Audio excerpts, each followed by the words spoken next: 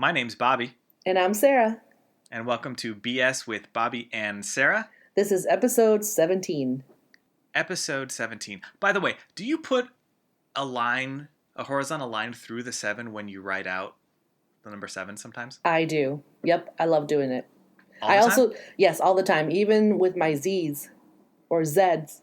Zed. Sometimes I do when I'm feeling a little European-y, and not like the little flower. Speaking of I get it, the peony. Speaking of European, today is going to stand for bum splitters. What? Like the article of clothing on sexy women on the French Riviera, or a bunch of gay dudes on the Greek island of Lesbos, ironically enough. We're going to be talking about thongs. All right. So the butt cheek kind, not the Australian flip-flops, right? I was exactly just going to say that. And for any Australians, no, we're not talking about sandals. Okay, yeah. They're called flip-flops, not thongs. Cool. All right. What's this thong are you wearing one right now? No, we don't really talk about what BS stands for. Oh, okay. Boo. But I actually know for a fact that no Aussie in Australia is listening. And do you want to know how I know? How do you know that? Yeah. I often go into our podcast host website to find out, if an episode is doing well. Oh, right. See if it gets listens. If people really care about the time I was attacked by a witch in Cambodia. That's right. The stats section, right? Yeah. Spoiler alert, they don't.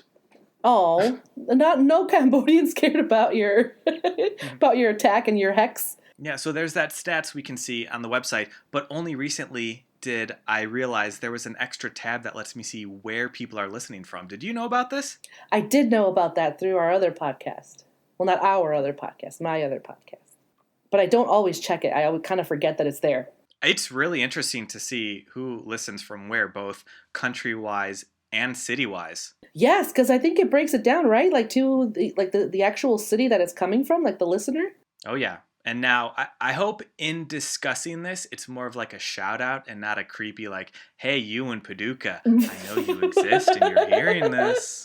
Oh, right. Yeah, they'll be like, oh my God, they're talking about me. I'm that person in whatever, Paducah, or in Monkey's Eyebrow, Virginia. So most of our listens come from the United States. Yup. Which is awesome. And they also know English, so that's probably why.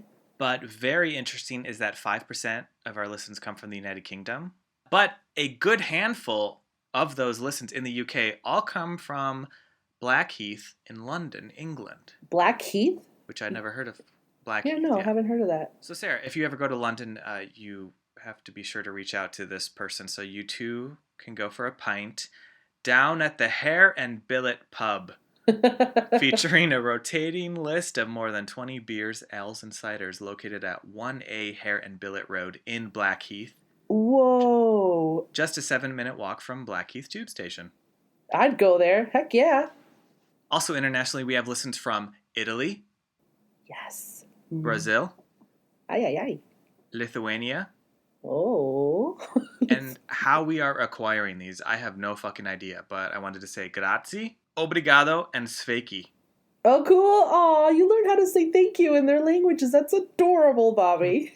I only really had to look up Lithuanian. Oh, because you know all the other ones. And since I actually checked the stats last night, we acquired India. Oh, whoa. India is really cool. just popped up. I have no idea. But there's, I think, about 20 or 22 official languages in that country. So I will just say thank you in English. I was just going to say they have a ton of different, I don't know, are they full-on languages or are they called dialects? No, they're full-on languages. That's impressive. That's so cool. Yeah, I really do wonder how the heck they come across our podcast and then decide to listen to it. It's crazy. Pretty cool, though. Sarah, true or false? You are Latina. True. Well, your paisanos are coming in strong because we got listens from Mexico, Woo-hoo! Honduras, and Peru. Oh, nice. It pays to be Latina. Woohoo. Shout out. Gracias a ustedes. Exactamente. And you know what I do find kind of surprising and disappointing? 0 Canadians. Oh, no. We love having random countries come through and listen, but the same thing with cities. Sarah, do you happen to know anyone that lives in Northern California? No, I don't. Neither do I. And for some reason, a combined 16% of our listens have come from the San Jose area. Whoa, dude, that's so cool. Like, that is dope as hell. Thank you for listening and sticking around. And if you are some like Silicon Valley billionaire investor, our Twitter is at BS with BS Podcast. Drop me a DM. We'll see what we could do. Yeah. Oh my gosh, that'd be really cool. We'd love to promote your stuff on our podcast. Your website, your new startup. They're billionaire investors. We aren't going to promote them. I know, that's why it was funny, Bobby. Oh, I'm sorry. I didn't know you. I don't know enough about your business acumen. No, they'd be doing us a huge solid. Be like, hey, shout out to BS Podcast. And then people would listen and they'd be like, oh, I want to, you know what I mean? I take that. I swear I'm not drunk. I get the sense that a lot of people don't really know how specific stats available with podcasting are. Not only down to cities, but we can actually see which devices people are listening on. Oh, right. Like on Android versus Apple and on laptop too, right? Like desktop, it tells you. Yeah, 6% of the people that listen have listened on an Apple Watch. Oh, whoa. That's specific. I don't know how. You know how I earlier said I was disappointed in Canadians? Mm-hmm. I do have to correct that because unfortunately these stats are only from the last 10 episodes. Oh, okay. And we have 17. Right, and we have 16 available for listen right now. Oh, that's right. Unfortunately, that's the only options we have in our website. So maybe that's specific to our hosting site that I can't get stats for the entire show or can't get them just for individual episodes. It's like 5 or 10 episodes, so that's BS and a bummer. Mega BS. I know there's a little thing that you can change the number of episodes you're getting the stats from. It's only last episode, 5 episodes, or 10 episodes. Oh, so it only does 10 at most. Oh, boo. Yeah. Dang. Okay. But just know if you're out there listening, I will see it and I will thank you in my mind. Oh, and me too. That's really awesome. Thank you, Northern California. And if you're listening to this, please really do reach out. Let us know how you found us and why you stick around. Yes, exactly. I am very curious how you came to be. Also, one thing, and not that I would use it this way, but I mean, I could match up knowing that a friend lives in a certain town and then not seeing it on our list.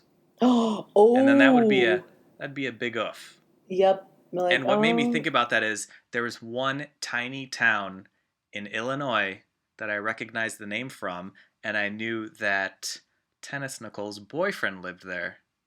So I know that she was listening to an episode while she was out in the country visiting her boyfriend. It was honestly probably the one with her in it. That is adorable. Because she wanted to hear Yeah, herself. It was just that one episode that she listened to. But busted Nicole. And speaking of Nicole, so in that episode that you're talking about, the VIF one, we were talking about how Western Illinois is hosting a mega reunion with like all the classes from like, I don't know, mainly the 2000s. But it has gotten so big that they opened up 2 of the dorms, which has, hundreds and hundreds of dorms, and they each are going to have 2 people, approximately. They are booked, and all the hotels in Macomb are booked, including, like, the outside cities, like, surrounding them. They're pretty much booked. And now when you mention the dorms, these dorms had previously been closed because of a lower attendance rate. It's not like they're going to have full-grown adults shacking up with college kids. I probably should have mentioned that. That is correct. No, these were closed dorms. Okay. Yeah. They're basically going to have them like little hotel rooms, like just like bed sheets and a pillow, I believe, is what they're going to provide us with. But yeah, Wait, you said provide us. So you're going? No, I'm going, but Nicole was like, hey, the rooms are about to like run out of space. Like, let's do it. But I only had like $25 in my account because, hello, millennial. And she couldn't get on it either because she was, I think she was at work. So we lost out. We didn't get a chance to. But we're like, I don't know. I have a feeling it'll be okay. I mean, maybe last minute a bunch of people won't be able to make it and they'll be selling their rooms back. Or they're considering letting us camp out on Q Lot, pop a tent. Wasn't Q Lot, isn't it the parking lot? Yeah, huge parking lot. You all gonna be pitching tents and pretend like you're camping in the forest, but in a concrete jungle instead? Yeah, I mean, you bring a bunch of blankets and inflatable mattress. I don't know.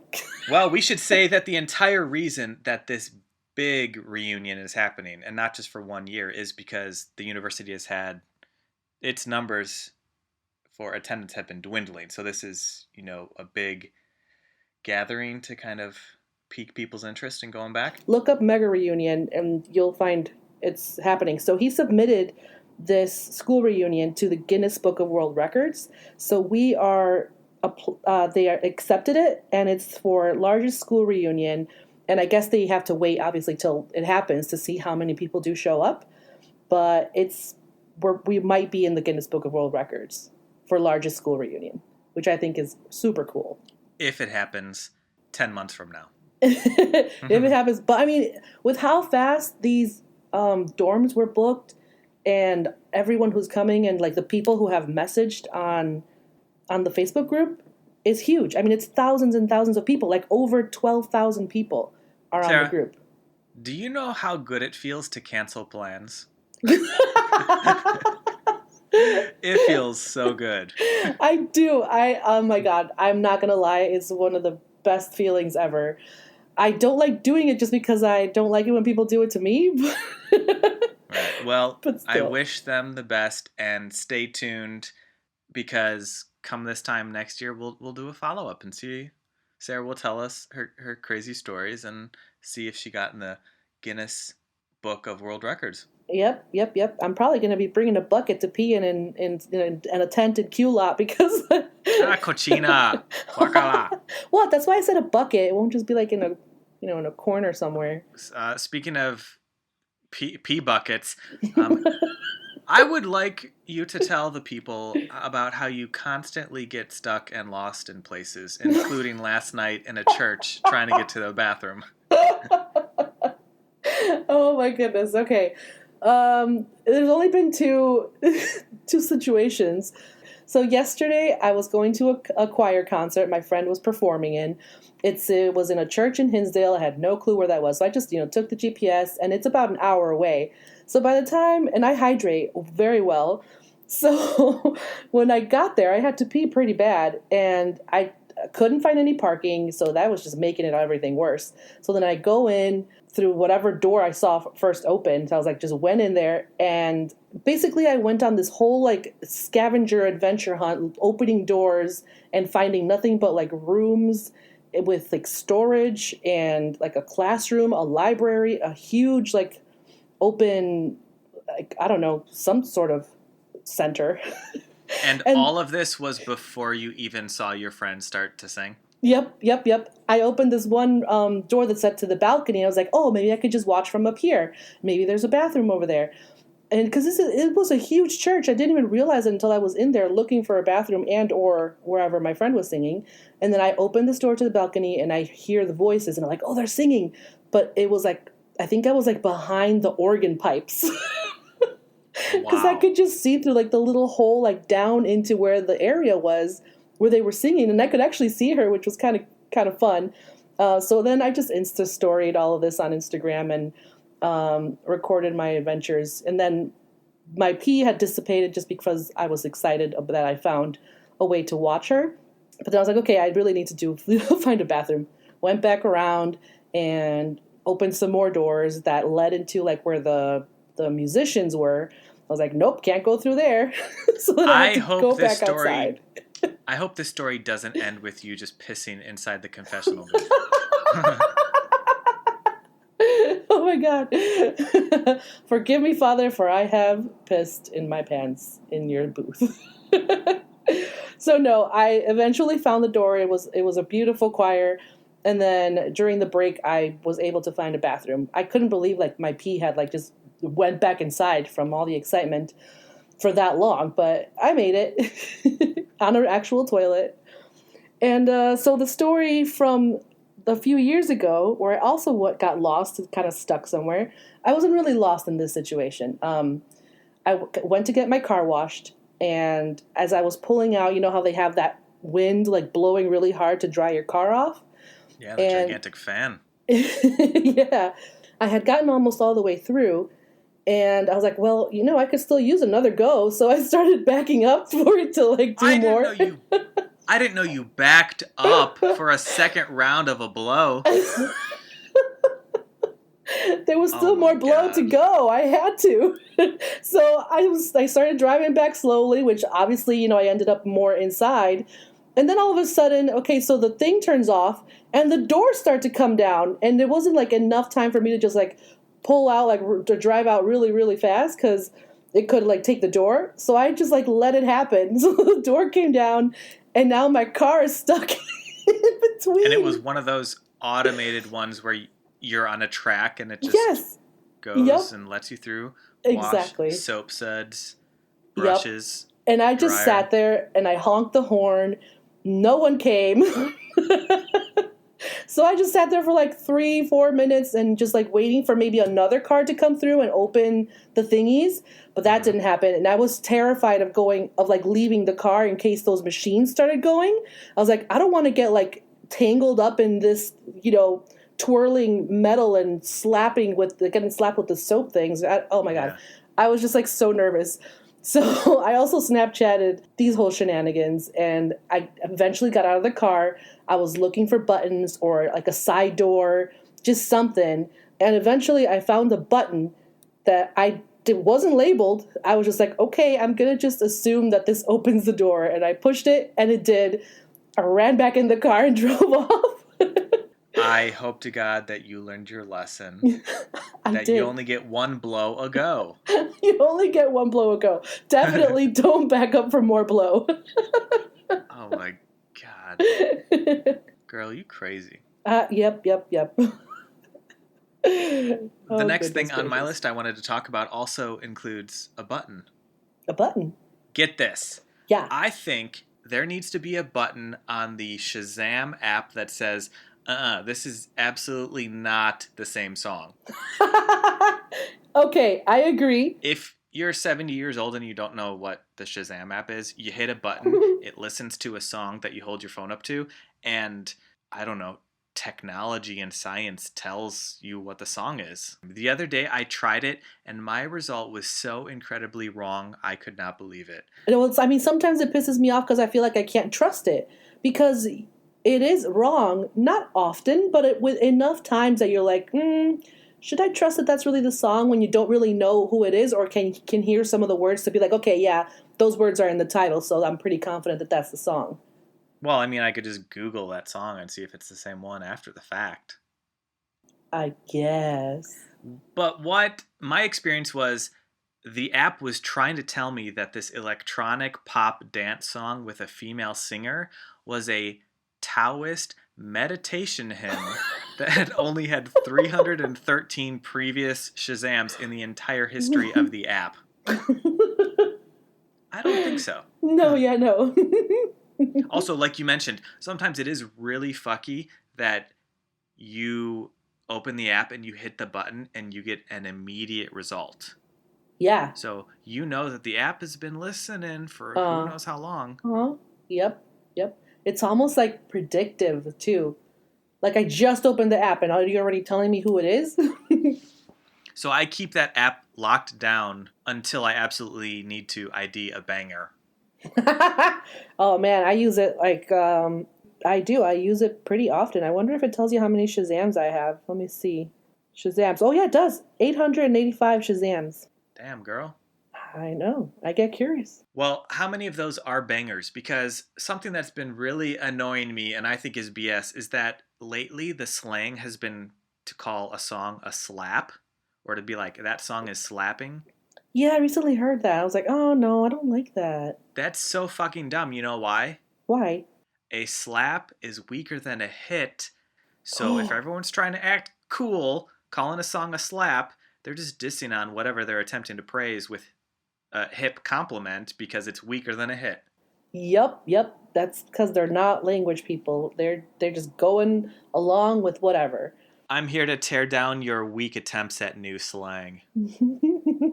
Yeah, I prefer bangers for sure because you're like banging your head and like I don't know, it's good bang. Bang also like in sexy time. It's Bang kind is of weird that everything's like a bang or a hit or a slap. They're like those are all related. true. So what should be another word that we come up with that's even cooler than those? I kind of like lit. It's lit. It's fire. It's cool. I mean, fire It's so is hot, cool. it's on fire, it's lit. Oh god, we sound like such fucking old people right now. We do. Moving on. Well, I've been watching these. My life is so boring lately. I've been well, except for yesterday. That was excitement enough for the rest of the Roaming year. around a random church. That is quite exciting. Yep. Roaming around an Uh, old Catholic church while a hymnal choir hauntingly sings while you're roaming yeah, around random empty rooms. That is that would actually exciting. be a very cool movie and or slash music video. That'd be pretty cool. So Well, anyway, don't give the people in India and Italy and Blackheath, England, any ideas. why they'll steal I don't know these people. them? Back to what you wanted to talk about in your very exciting life. Ah, yes. Okay, so my very exciting life, I've been watching these two squirrels in my backyard, and apparently they have a thing, like a specific spot up in a tree. It's a For pine sex, tree. squirrel sex things. They keep coming down like all day long, and they shove their little mouth with a bunch of leaves. They just like pack it in their little mouth with little bushels of leaves, and they go back up the tree and put it somewhere. I don't know where, but Have you never seen a squirrel's nest up in a tree? I thought they lived like in people's attics or like chimneys or under the What? ground.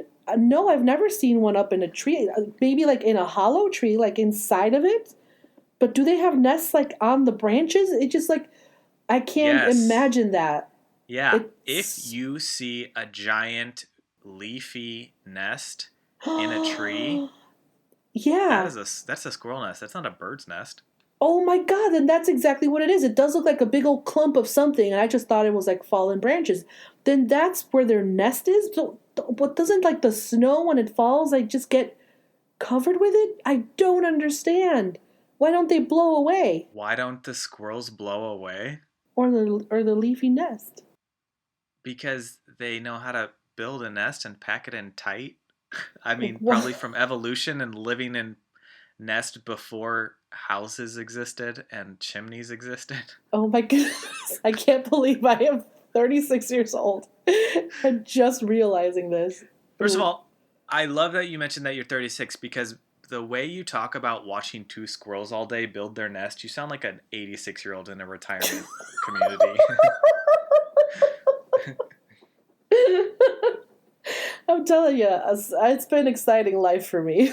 Well, it's about to get much more exciting because now is the game portion of the episode. Oh shit! Okay.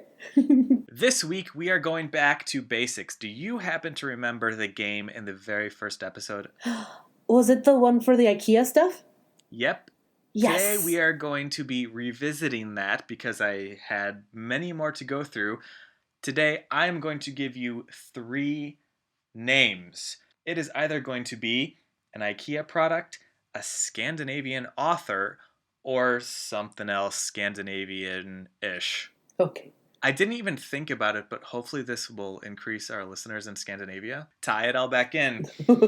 Okay. So I have 7 questions. What I'm going to do is I'm going to give you the 3 names, and then I am going to ask you to either pick out the IKEA product or the Scandinavian author. All right. Question number 1. I want you to tell me which is the Scandinavian author. Okay. First name, Pasilina, Paasilinna. Whoa. Husvik, or is it Horvik? Which of those is the surname of a Scandinavian writer? Which one has the least vowels? I'm going to go with Husvik. Husvik is actually the IKEA product. It is a floor lamp that you can find for $30 to $80. So the Scandinavian writer is Paselina, but that is actually kind of a trick question because it's a Finnish writer, and technically Finland isn't part of Scandinavia. So that was a stretch, but either way, you got it wrong. Either way, there's a lot of letters in that. Wow. It's a pretty name, though. I was going to say, once you mentioned which had the fewest letters, I thought about all of the vowels. Finns love their fucking vowels. Horvik is the name of a character on the TV show Vikings. Oh, okay. Horvik. Question 2. I want you to tell me the IKEA product. First name, Hoeg. Hoeg, and the O has that slanted line through it. Jarlborg, Yarlborg. Aspelund. Which of those is the IKEA product? Okay, well that middle one is probably cheese. You think it's what? The middle one is cheese. Cheese? But I'm thinking like for an queso? Yeah, like yes. See? Okay. So you think Jarlborg is a cheese? Yes, and the IKEA product is Aspelund. Correct. Aspelund is a chest of drawers between $80 and $180. Nice. And Hoeg, Peter Hoeg, was a Danish fiction writer who, before becoming a writer, worked as a sailor, ballet dancer, fencing instructor, and an actor. Oh my gosh, wow, a man of many trades. Great job on that. Hoeg. We still have 4 more, so we are going to run through these as quickly as I run to the Acme grocery store when Entenmann's are 50% off. I love me some donuts. Oh, Bobby. Which of these is the Scandinavian writer? Karl Skrona, Karolinska, or Matras? Matras. The middle one. Karolinska. The Karolinska Institute is a medical university in Stockholm, Sweden. Damn it. Is it the first Carl then? The IKEA product is Karl Skrona. It is a chaise lounge for $170. Oh, son of a bitch, so it's the last one. Christian Matras was a Faroese writer. Faroese are the islands owned by Denmark, located between Iceland and Norway, with a population of under 50,000 people. Wow, this is really cool. I'm like not even pissed that I'm losing because this information is really fun. How about this? You tell me which one you want to identify, the IKEA or the Scandinavian writer? Let's go for another writer. All right. Which of these is the Scandinavian writer? Toksvig, Kroken, or Lagerlof? Lagerlof with an umlaut above the O. Oh, I like umlauts. Okay, writer. Which one of you gives me writer vibes? Toksviz. Toksvig. Mm-hmm. Toksvig, Sandy Toksvig, is the host of the Great British Bake Off. Oh, man! Dang it! Kroken is a kitchen organizing system for about $20. So the Scandinavian writer is Lagerlof. That was my second choice. Son of a monkey. Selma Lagerlof is a Swedish author. She was the first woman to win the Nobel Prize for Literature in 1909. Wow. Very, very cool. What are you doing with your life?